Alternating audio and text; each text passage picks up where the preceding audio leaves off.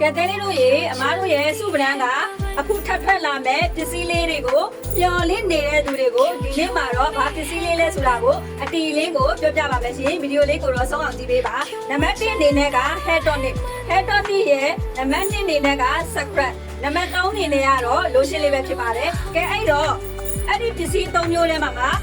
အရင်ဆုံးစားထွက်လာမှာတော့ hair tonic ပဲဖြစ်ပါတယ် hair tonic ကအမားတို့တွေလက်တွေ့ဆန်းထားတယ်ဘာအာနိသင်ရှိလဲဆိုတာကိုဒီနေ့ပြောပြပေးသွားပါမယ်ရှင်အမားတို့ရဲ့ဒီ hair tonic ကဆိုလို့ရှိရင်ဥယျာဉ်ပြားကိုတစ်ခါဖြန်းလိုက်တာနဲ့ဥယျာဉ်ပြားအေးမြပြီးတော့သပင်းတွေကိုကျန်းမာတန်ဆွမ်းစေမှာဖြစ်ပါတယ်ရှင်ဒီအနေနဲ့ကတော့ဟောဒီမှာ scrub လေးကဘာကောင်းလဲဆိုလို့ရှိရင်ဒီ scrub ကအမားတို့ဘယ်သူတွေကိုပေးဆန်းထားလဲဆိုတော့လူတော်တော်များများကိုပေးဆန်းထားတယ်နောက်ဆုံးအနေနဲ့အစည်းတို့သမားကိုလည်းပေးဆန်းထားတာဖြစ်တဲ့အတွက်စီးတို့ကြည့်လို့ရေပြားရားရန်တာတွေပုတ်ခက်နေစရာတွေမလိုပဲနဲ့စီးတို့သမားတော်တုံးလို့ရတဲ့ scrub ကိုကြောင်မီးလေးလေးနဲ့ဖော်ထုတ်ထားတာဖြစ်ပါတယ်ရှင်အဲ့တော့ဘာကောင်းလဲဆိုလို့ရှိရင် scrub လိမ့်လိုက်တဲ့အချိန်မှာတော့မှကြီးတွေအရန်ထွက်လာပြီးတော့စီးတို့သမားတော်မှာအသားရည်တစ်စင်ကိုချစ်ချင်းကိုကြည်လင်မှုကိုရပါတယ်ရှင်ကဲအဲ့တော့လိုရှင်းကြောင်ပြောမယ်